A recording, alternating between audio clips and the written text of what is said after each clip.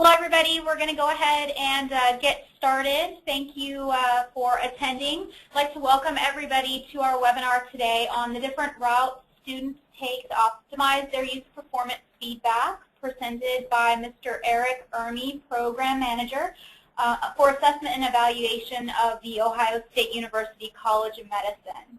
Mr. Ermie currently serves as the Program Coordinator for Testing and Evaluation in the Ohio State University Office of Medical Education and conducts research on improving student learning by measuring learning outcomes at the Ohio State University College of Medicine.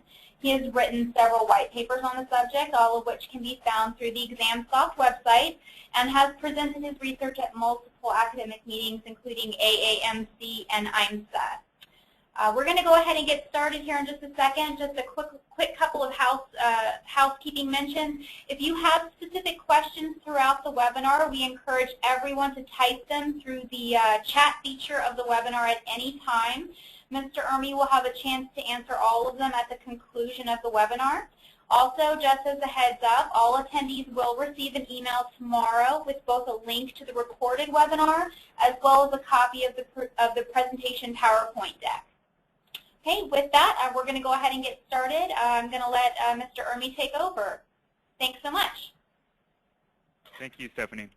So again, thank you guys for joining us this afternoon. This is a topic that has been a passion of mine for quite a while, and we've gotten the opportunity to implement some things here at Ohio State that have really helped our students and that I'm excited to share with you all today. What I'm going to do is take you through in this presentation a quick overview of how we developed our systems here, what types of things we were looking to do when we implemented our categorization scheme for our multiple choice questions and some of our assessment practices. And then once I kind of give you a little bit of the background of why and how we did all of those things, I'm going to take you through 3 different examples of how we've used it with students and then finish up with some research things that we've been able to do that we're pretty excited about. So to start off, like I said, we're going to go through these different things. We call it a TEDIQ system. We love acronyms around here.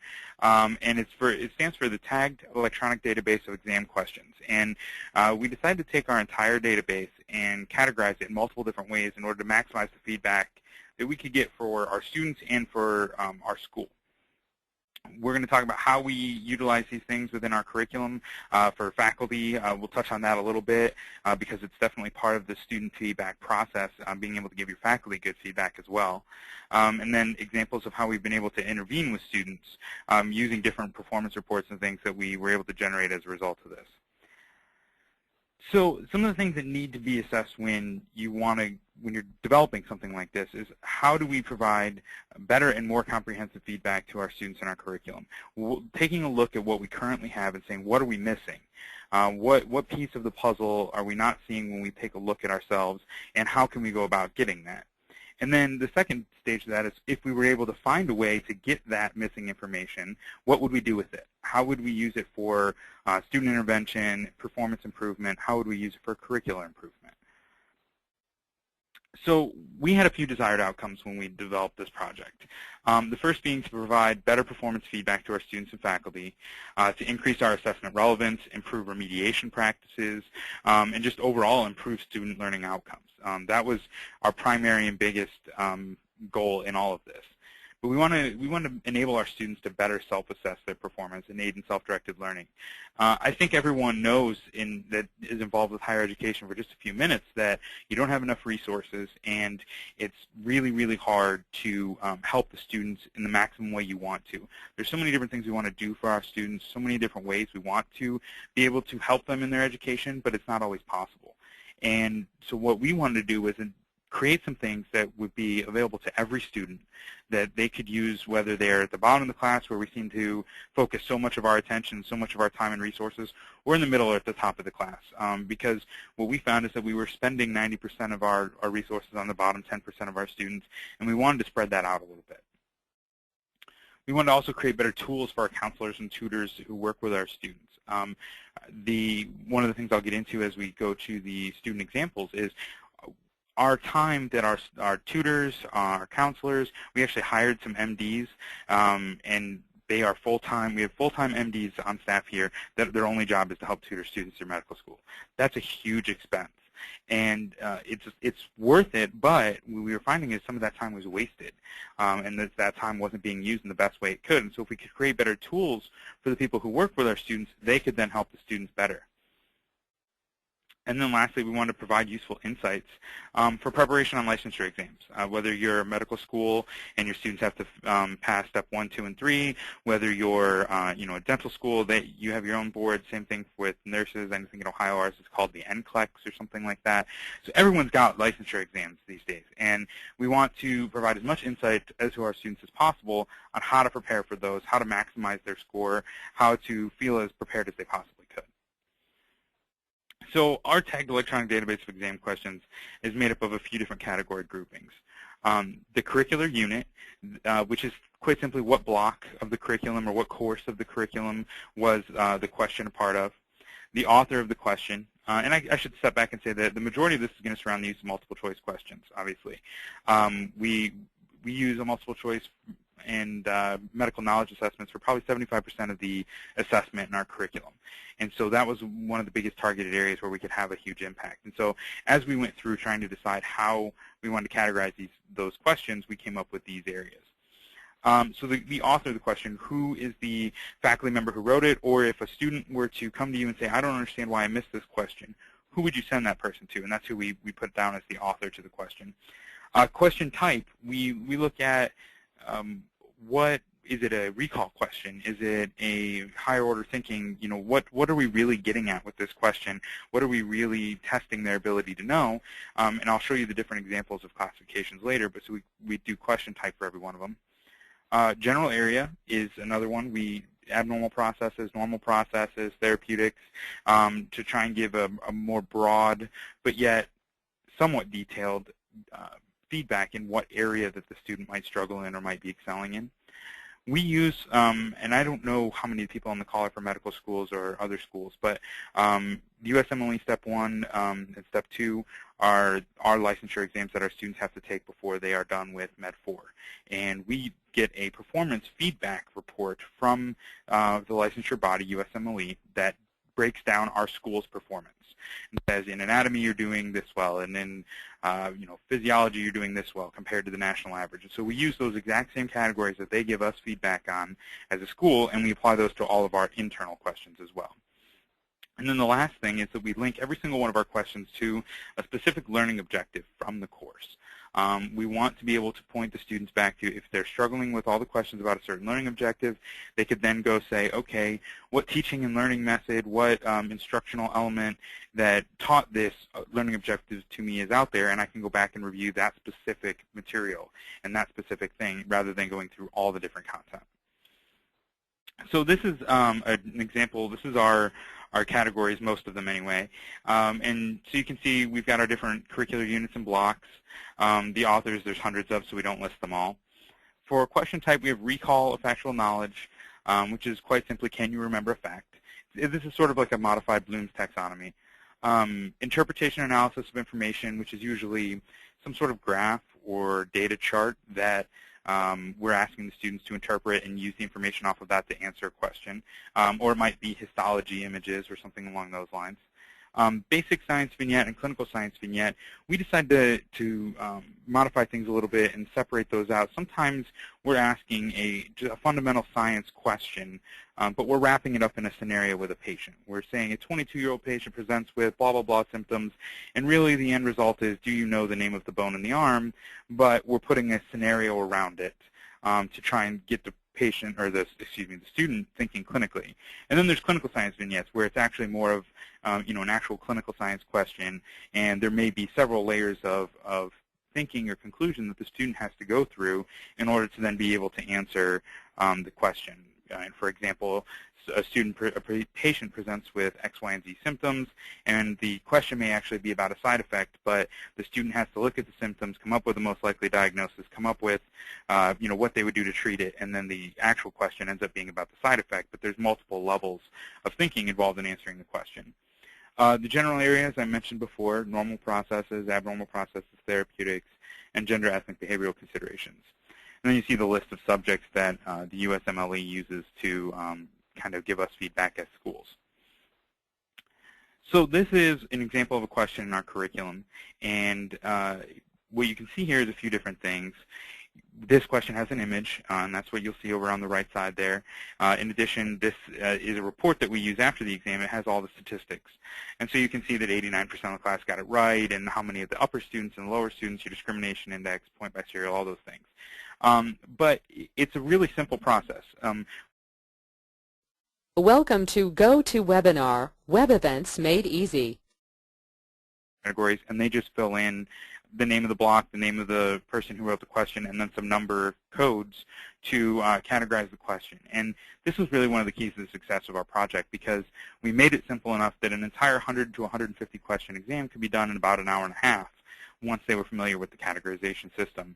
And it was so quick and so easy for them, and it provided so many benefits for them and so many benefits for the students that we had 100% faculty buy-in as we implemented this across our curriculum. So the nice thing about all this is the reports, though. There's a lot of front-end things that you get out of it. You can help your faculty. I showed you the example of the question, getting categorized, but that's all really to just get as much good data in as possible so that we can get great reports back. And the reports that we get back, we get a bunch of different database type reports. One is the overall class performance breakdown. We provide it to our curriculum leaders, our faculty members, myself and my assessment and evaluation staff. We go over these things. And this basically shows us the class aggregate performance across every category that's used on a given exam. It shows us so that we can start to break down the block and see what areas are the students doing well and what areas are the students struggling in. Is this particular category performing poorly because it was just a bunch of really, really hard questions, or did we not teach this very well? And these should have been easier questions, so we need to re-examine how we teach it. And it gives our faculty members a really useful tool for breaking down their block and really being able to improve it in the future. In fact, the pilot block of our curriculum that we used for this was a block that was traditionally underperforming. And every year we got our Step 1 evaluation back, and it showed us our breakdown of categories, and this block always had the lowest ones. And so the person had been redoing and redoing and redoing the block basically from scratch every single year trying to solve the problem. And we convinced him to be the first one to try our categorization. And the data he got back, he could then start making targeted corrections to his course. And rather than trying to overhaul the entire thing every year and try 50 different things, some would work, some would be counterproductive, and he'd end up with the same result, he really started to be able to weed out specific faculty who were an issue, specific topics that maybe needed more time spent on them, while other topics needed less time spent on them, and so on. And it gave him a fuller picture. And he was able to use that fuller picture to actually reform the block in a way that brought his performance up to in line and actually above a lot of the other blocks in the curriculum. And that was a great kind of case story to show to the rest of our faculty as we got them to buy into this. We also get student performance breakdown, and this is exam specific. We provide a report to every single student after every single exam or quiz that they take, and it breaks down their performance in all of the categories that were used individually to them. And it's available almost instantly. Within an hour to 2 hours after the exam, we release it. You could release it the second you're done with the exam, but we like to look at the results for a little while before we let it go. But this is a report that doesn't contain any of the actual questions or the answers or anything like that, but simply the categories and their performance in them. And I'll show you some examples in a moment as we go forward. The other thing that we find to be pretty important that our students really love is giving them the ability to compare their performance to the class. It gives them a good idea for, is my knowledge where it should be in comparison to my peers? Is everybody struggling with this particular topic, and that's normal because we're Med 1s, and Med 1s only get to a certain level of understanding of this and we'll understand more later? Or is everybody else understanding this at a much, much higher level, and I really don't get it with this particular topic, and this is something I need to focus on? And that starts to get into some of the individualized feedback that this type of system can give. And then what I think is the most valuable and the thing that has been most important to us in being able to research different topics is longitudinal performance. We can take a look at an individual student's performance on a category across an unlimited number of assessments. And we can see how they're doing when it comes to maybe a specific question type, a specific subject area, across our entire curriculum. And that's very important for us because we have an integrated curriculum. And it's fully integrated, and there's no longer a pathology course and a physiology course and an anatomy course and so on. And while it's a everybody seems to think, and it seems to be proven out, that that's a better way to teach things, and that's the way the AAMC and everyone else is pushing us in medical education, is to integrate. You do lose, how is my student doing in physiology? How is my student doing in pathology? If they got an 85% on the test in pathology, they would know that there's 15% pathology information they didn't understand.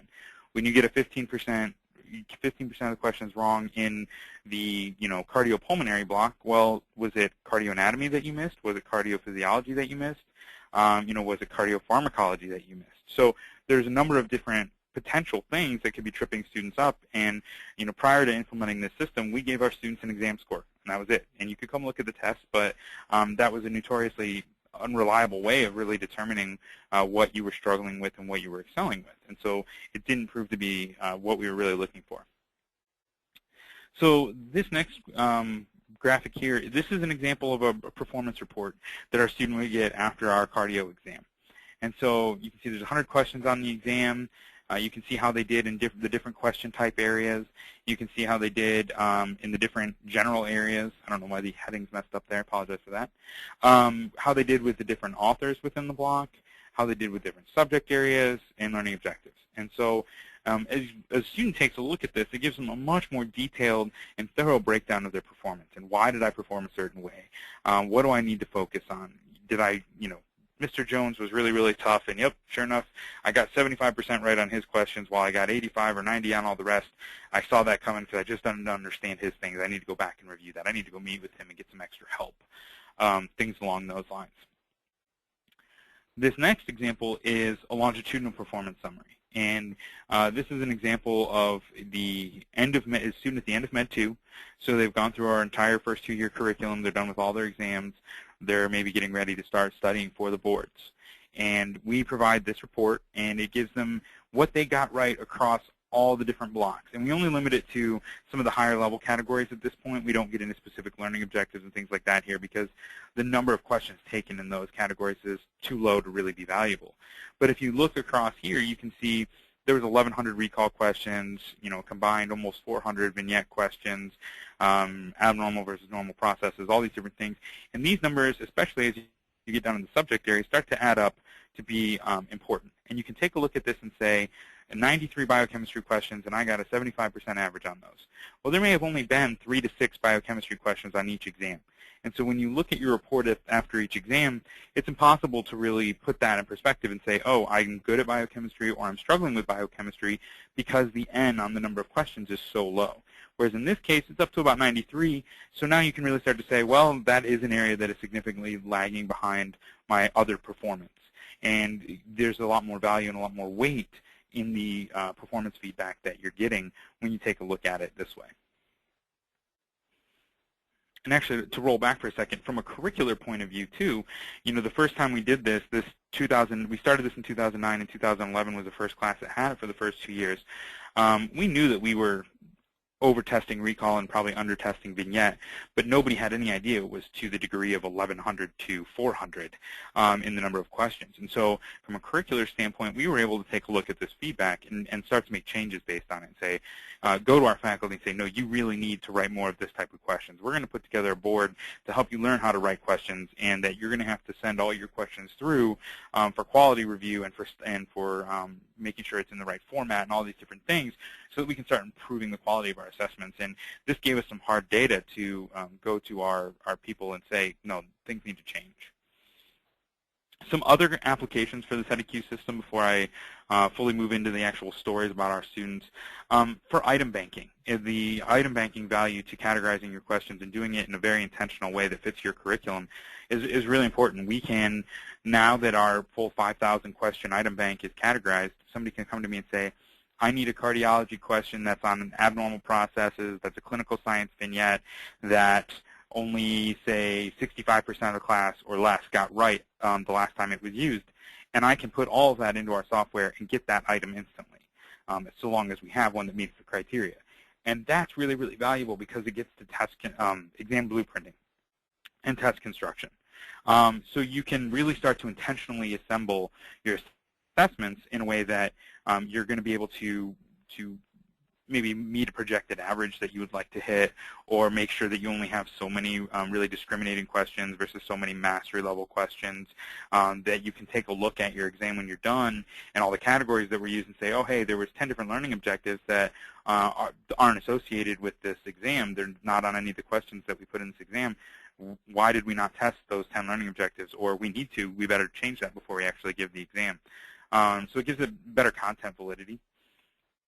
And exam quality, like I was saying, you really start to intentionally put together an exam rather than it being the last thing that an instructor does at the end of a course when they're burnt out and they're not paying much attention to it, and it's just a matter of put out a product to get a product out so we can move on. More effective performance feedback, and that's what we're really going to focus on today, so I'll skip past that one.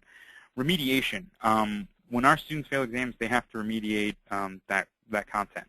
And one of the things that we found with using this system is our students would come in to review their exams to see why did I fail and what do I need to focus on before I remediate.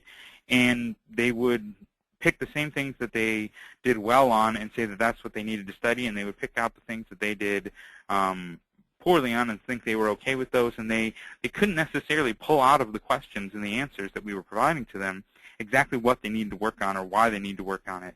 And so we found that using the post-exam performance reports was actually much, much more effective as far as giving them an idea of this is what you need to go focus your time on to be able to perform better next time. It also took away their access to the previous exams so that they weren't just memorizing questions instead of studying. They were actually having to go back and learn material. USMLE Step 1 preparation. The longitudinal report that I showed previously, our students, we surveyed them, and they off the charts loved those reports, that it was one of the best things in helping them plan their Step 1 preparation.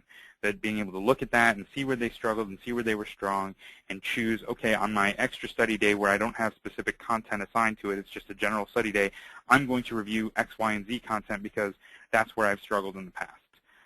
And so it became the data became very relevant to the students because we could correlate it with what they were working next towards, which was the boards. Curriculum management, we can produce for our faculty now. Here's all your learning objectives in your block, and here's how many questions are on each one of those learning objectives, and you've got 10 that you need to write questions for because nobody in your block has ever written a question about that learning objective. Or you've got 4 learning objectives over here where you got 20 questions each on them, but you don't have any over here, and things like that. So from a management perspective, it makes everything a lot easier. And lastly, and I'll touch on this briefly, but accreditation. To be able to show this is exactly where we assess this learning objective, this is how we assess this learning objective, this learning objective links to X, Y, and Z content, that content links to certain core educational objectives for the institution, and it just provides this map where it kind of connects your content, your educational mapping of learning objectives and teaching and learning methods and all those different things to your assessment and gives you a full picture. And rather than having to come up with this stuff on your own, you can just print out a report and say, here it is. This is exactly where we assessed and how the students performed on each of these objectives and so on, which is nice during that process, which we're currently in the middle of.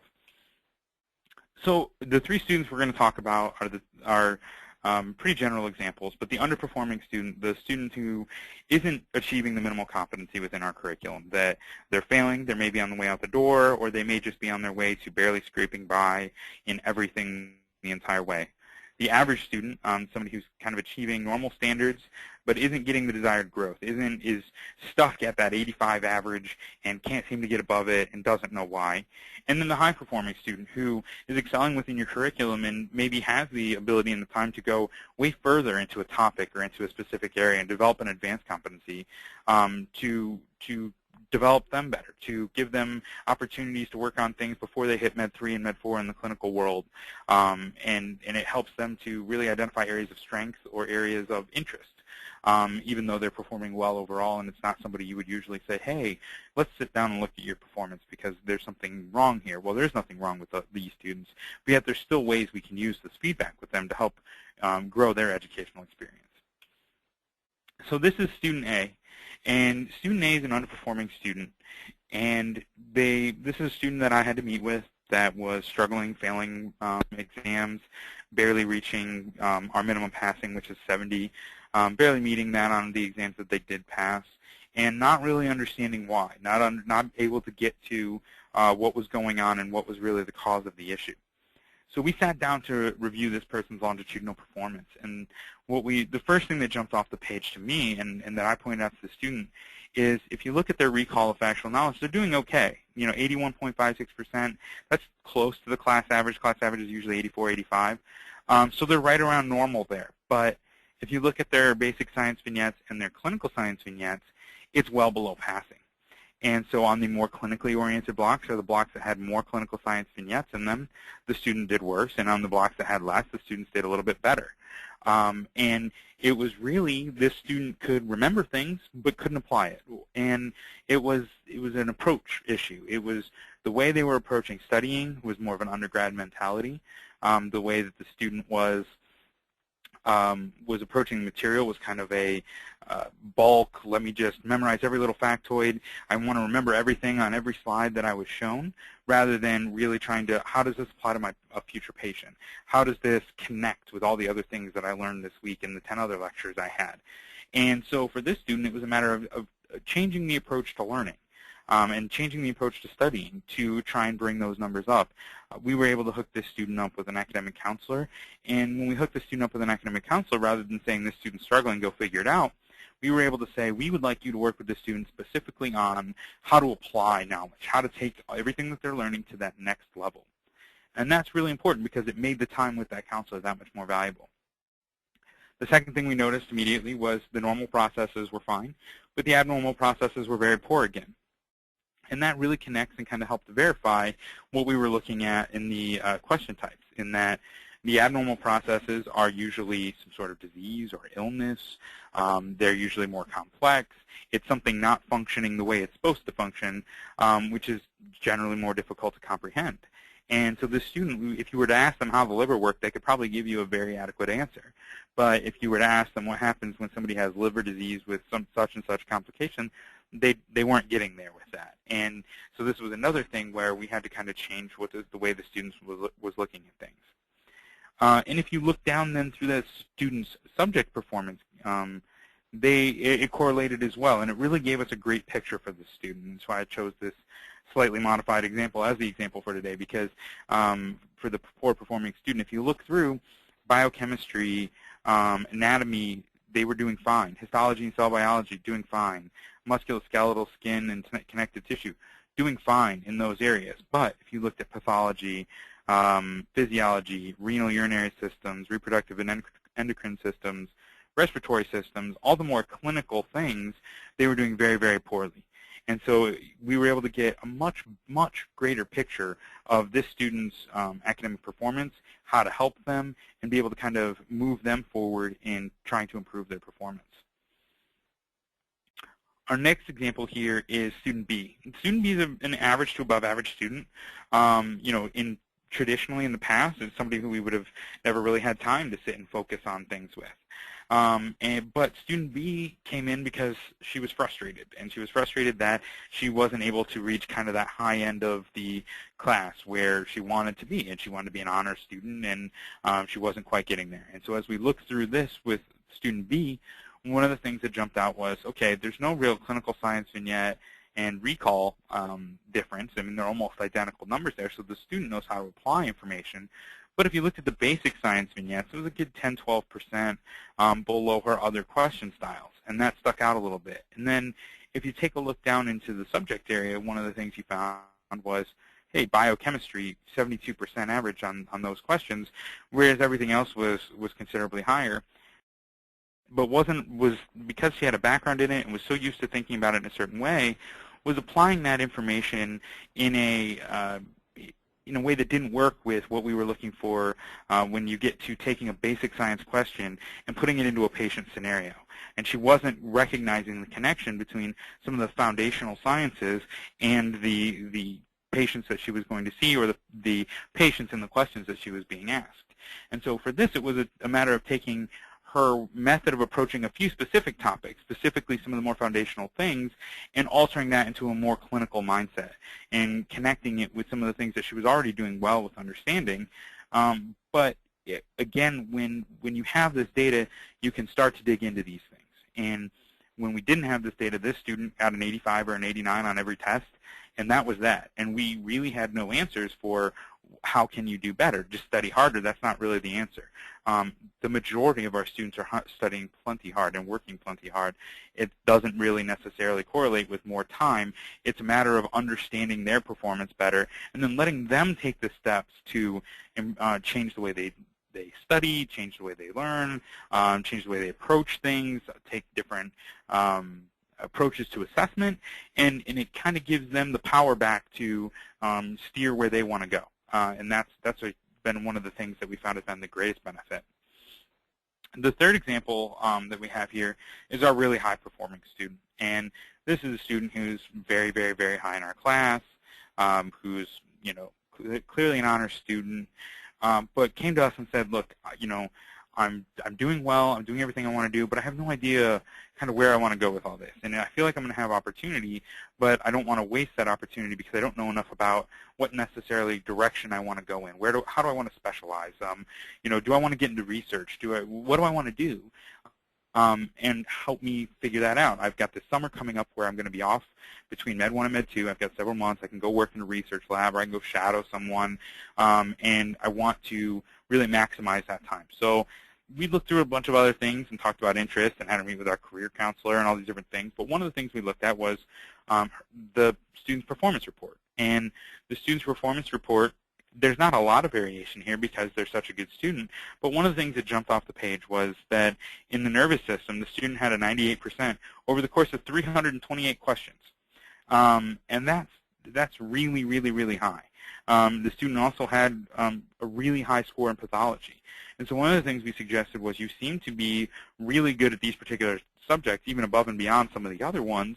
Why is that? She indicated that it was just, for whatever reason, that much more interesting to her. She did some things with neuro in undergrad and so on. And so we ended up taking this and saying, why don't we hook you up with one of our neuro researchers, and you can work in their lab for the summer, see how you feel about it, see whether you like it, see whether it's something that you want to maybe continue to pursue interest in. And so the student did that and came back after the summer and had really enjoyed it. And then as she went on through Med 3 and Med 4, she was able to kind of customize her experiences to take electives in neuroscience, take extra time when she was on different rotations working with neuro patients. She continued to work in that research lab part-time as she went through these things to kind of maintain her connection to that research and so on. She got involved in the neurology student interest group and things like that, and it really helped guide this student to what was a real strength and also a real interest. And so while usually our highest students, it's like, you're great, and we love that you're great, and thankfully you're great, so we don't have to deal that much with you because we've got some of these other students that we really need to spend a lot of time on because they may not make it. Instead, we were able to say, here's some more information about yourself, and despite the fact that you're great, let's see what else we can find. Let's see how much further we can push this. And that was obviously very beneficial to her and something that we had never really previously been able to offer. So then there's some next steps with all of this stuff. And part of that is maximizing the use of this data and reporting to kind of refine our curriculum and give our students better feedback, and utilizing the data we generate for research, such as Step 1 Predictive Performance. And that's what I'm going to talk about next for a couple moments. We've been able to actually take a lot of this information and research different things. And one of the things that we found was that the traditional way we identified students at risk for failing board Step 1 was by taking their overall performance in all of Med 1, 2, and anybody who scored usually about 78 or below in our curriculum was in some sort of risk. But occasionally somebody who's in the 80 to 82 range would still fail the boards as well. In addition to that, if you take a look at our students who failed historically, they were spread out over about the bottom 30 to 40 ranks in our class. And we don't have that many failures, we have very few, but they're spread out over 30 or 40 people. So when you're trying to identify who is at risk? Who do we need to intervene with? Who do we need to utilize some of those very precious resources that we don't have enough of with? Who are those people? We're looking at a group of 40, and we're saying, okay, how do we intervene with this group of 40? How do we prepare them better? How do we stop them from failing? How do we get them the help they need? And that's really hard, and you can really only intervene an inch deep when you've got a pool that wide. But when we took a look at some of our categorical performance, and we looked at the longitudinal performance of our students, what we found was that if we were to isolate certain categories, and in specific, if we were to isolate the performance category of clinical science vignettes, our students who failed, instead of being spread out over the 40 bottom ranks, if you were to rank the students by clinical science vignette, we would have them only spread out over the bottom 9 in our class. Well, now you're taking these people who failed, and instead of having a pool of 40 to try and intervene with, you've got a pool of 9 to try and intervene with. And you can much more targetedly say, yes, you are at serious risk. We know you're at risk. We have data to prove you're at risk. You're the ones that we're going to give our tutor time with our MDs to. You're the one who we're going to help get hooked up with a special prep course. You're the one we're going to give, late admittance into Med 3 to give you a little bit of extra time to study. And that's who we're going to work with to try and maximize these things and maximize their possibility of passing and doing well. And in our first year of studying that, that's what we found. And so we decided to say, while it was only 1 year of data, we didn't want to wait around for it to verify itself over the course of multiple years if it could be useful. So the next year after we found this trend, we started using it. And that's where I was, in what I was talking about with hooking them up with the right counselors and all these different people, we started using that specific data for these things after our first year of finding this. Our second year, when we redid the study to see if it maintained true, the failures in the class were spread out when you did by Med 1-2 over approximately 14 ranks in the class. However, when you did it by clinical science vignette, they were in the bottom 3. And additional to that, we cut our failures by 75%. We increased our average as a school by 7 points over the national average. And so we were able to, we only had 2 failures that year, which was a record for us. We only had 2 failures. And the 2 students who failed were the only 2 students who turned down our intervention. And which really showed us that A, we're identifying the right people, and B, that our interventions can and will be effective if they're utilized. And so while we didn't have quite the same breadth of the failures being spread out over 30 or 40 people, instead it was only 13 or 14, the shrink in the number of them, and even though it was a smaller pool, the 2 failures being both in the bottom 3 in clinical science vignette, we've been able to show that we've got a piece of data that predicts better, and we can help our students with that. We can help our curriculum with that, and that really opens up the possibilities for us going forward and allows us to really target students. And we want all of our students to succeed. We talk around here constantly about how educational debt is the one debt that you can't bankruptcy yourself away from. There's no way to get out from under the mountain once you've gotten yourself there. And so we never want a student to come in who doesn't make it out with a degree that they can then flourish with. And this helps us achieve that goal. And so if for nothing else, whether it's the curricular feedback, faculty feedback, student feedback, this licensure feedback, this ability to help our students meet the hurdles they need to meet to be successful has proved wildly valuable for us. So with that, I'm going to open things up for questions. Stephanie can see the questions, I cannot. So if you can see those questions and head them my way, we will go from there. Thanks, Eric. That was a really great presentation. At this point, I only have a couple of questions, so I would encourage everybody who is still with us to go ahead, if you have any questions, to type them into that chat box on the GoToWebinar screen. So the first question that we have is, Eric, can an instructor not include the overall percentage correct in this performance report? So actually, that's a good question. We have a different version of the same reports that I showed you that shows the student I got 76% in this category, and then there's another column where the class performance is listed or the overall performance is listed as well. So maybe I got 76% in clinical science vignette, and the class average is 86% in clinical science vignette, and that's over 400 questions or something like that. So yeah, absolutely, you can include that data, and we do when we give it to our students. Great, thanks. And also, sorry if the asker is saying, sorry if I missed this, but how many students do you have in each class? We have, it varies a little bit. Our Med 1s right now we have about 220. Our Med 2s we have 290.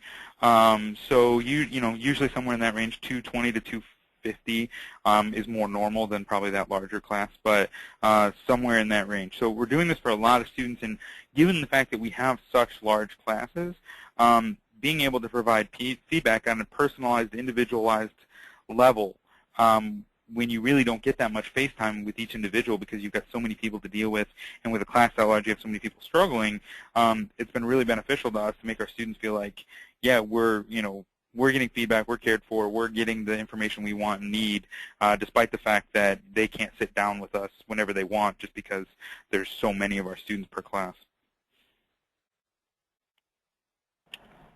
Great, thank you. Next question is, I think this is a general question. Is this system that you use something that you developed, or is the system for sale? And so, Eric, if you just kind of want to briefly give a description of our system and the software that you use, that would be great. Absolutely. So the tie-in, if you haven't figured out why this is an ExamSoft webinar and I'm talking about this, is because we use ExamSoft for these things. And the reason we went with ExamSoft is because they had these features that a lot of places didn't. We did an exhaustive search of a lot of different places, and the one that was able to give us the ability to categorize these things in the way we wanted with unlimited categorizations per question, and have a mechanism where these reports can automatically be generated and fed back to the students at each student has their own individual login on a website they can go to, pull down these reports in PDF form, and they're stored there so they can get them whenever they want, or they can save them and take them with them, was through ExamSoft. And so we were able to partner with them to help develop a couple of things that really help push this stuff even further. And we've been really, really happy with the results. We give all of our exams through them, whether it's quizzes, midterms, finals. The only thing we don't do there is OSCEs because that's patient simulation. That's a whole other ballgame. But we've been using them for, I think it's almost 5 years now. And we wouldn't, with our previous systems, we weren't able to do these sorts of things. And that was one of the reasons we switched.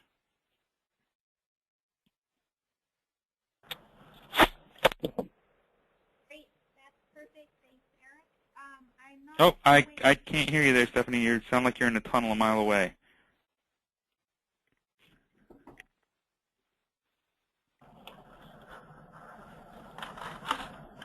Can you hear me now, Eric? Yes, I can hear you great. Okay, I'm sorry. The phone fell over. I looks like we got one more question.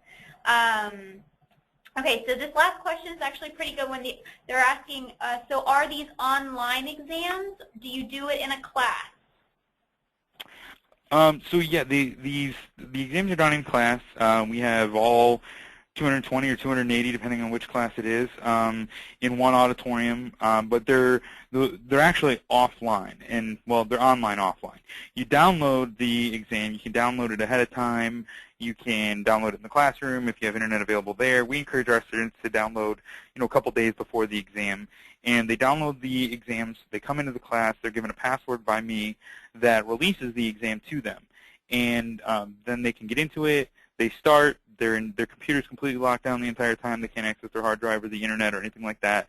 So it's full security, but yet you don't have to build and maintain a big, expensive computer lab and then get your tech guys to lock it down so that they aren't looking up answers on the internet and stuff like that. It's all done on the students' laptops. They take the exam, they finish the exam, they see a score, and then they upload that back to the main server. So they're really only online for a few minutes, a couple minutes to download the exam and a couple minutes to upload the exam. The rest of the time they're not. And That was another one of the main reasons we switched.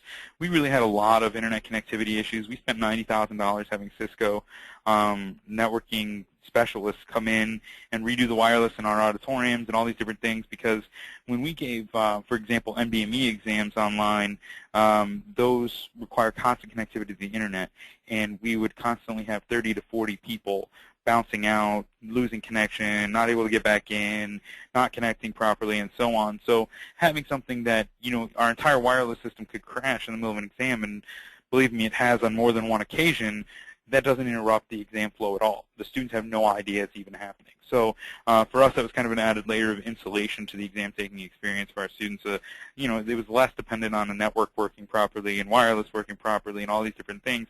They could just come in and take an exam. Great, thank you. Next question is asks, you talked about central clearing of exam questions. Does that mean that you also handle all the interactions with the ExamSoft software? Or are individual instructors writing questions directly on their website? Both. So we have what we call our test item review program. It's 15 MDs and PhDs who get together on like a biweekly or monthly basis, and they'll review whatever exam or whatever is coming up next in the curriculum.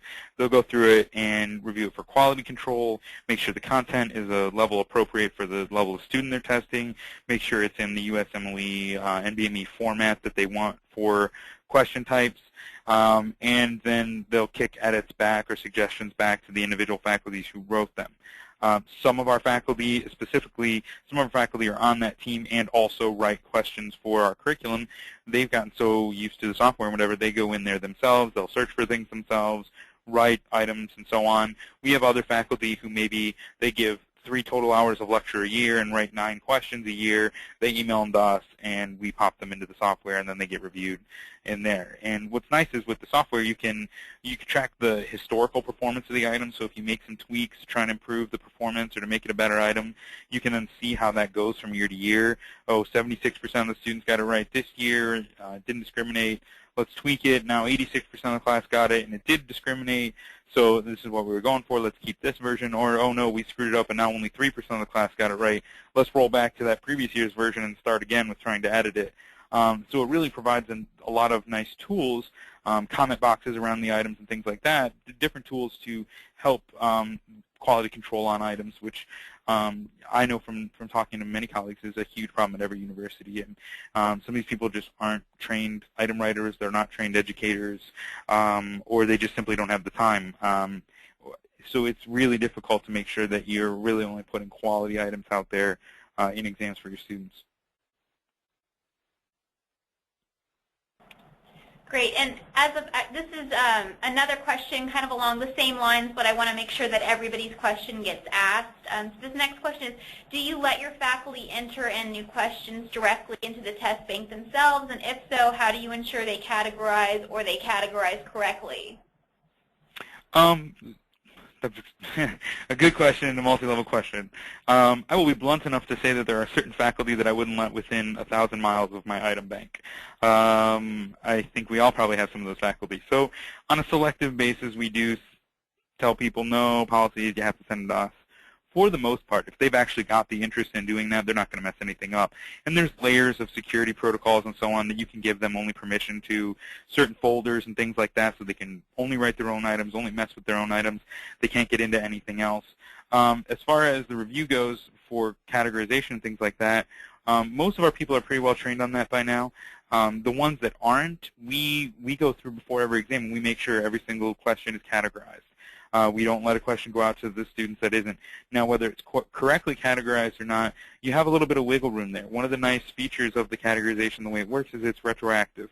If you were to categorize a question completely incorrectly, I mean, put the wrong subjects on it, it's the wrong type of question, whatever else, and then you catch that, which we usually do during our item review. We look at the categorization of the question in addition to the quality of the question, and we say, oh, hey, that's really a pathology question, not a whatever.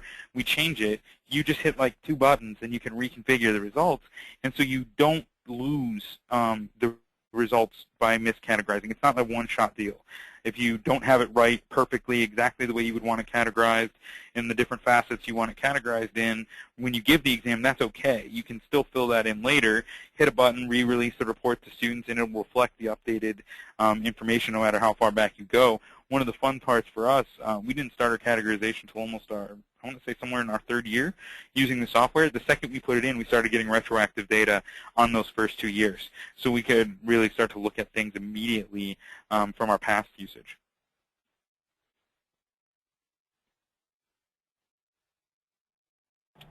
Okay, next question was, does any part of the exam stay on the student's computer? No. The way it works, you download a file. It is encrypted under, it used to be 192-bit military-grade encryption. I think it's higher than that now. I haven't talked to my account manager about that in a while, but back when we first started, at least, it's 192-bit military-grade encryption. What I tell my students is if you can somehow crack that, you are in the wrong career field. You need to go work for the NSA or something else. Just come tell me, and we'll get you a much, much higher paying job than medicine. So the students can't beat it when they download it. The password releases the encryption while they're in the secure mode.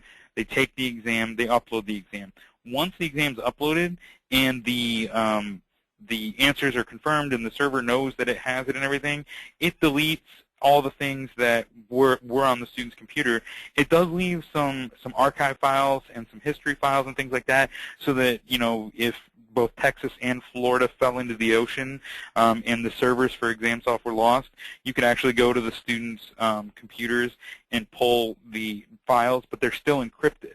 So all the questions and the correct answers and stuff are removed from those files, and all that's left on their computer is a record of whether they chose A, B, C, D, E, not what even A, B, C, D, or E was. Then you can take that, give it to ExamSoft, they can decrypt it, apply it to the exam, and get the results. So no matter what happens, you're not losing anybody's stuff, but at the same time, it's completely secure. And throughout the exam, it saves some temporary versions of all their answers and stuff all over the hard drive.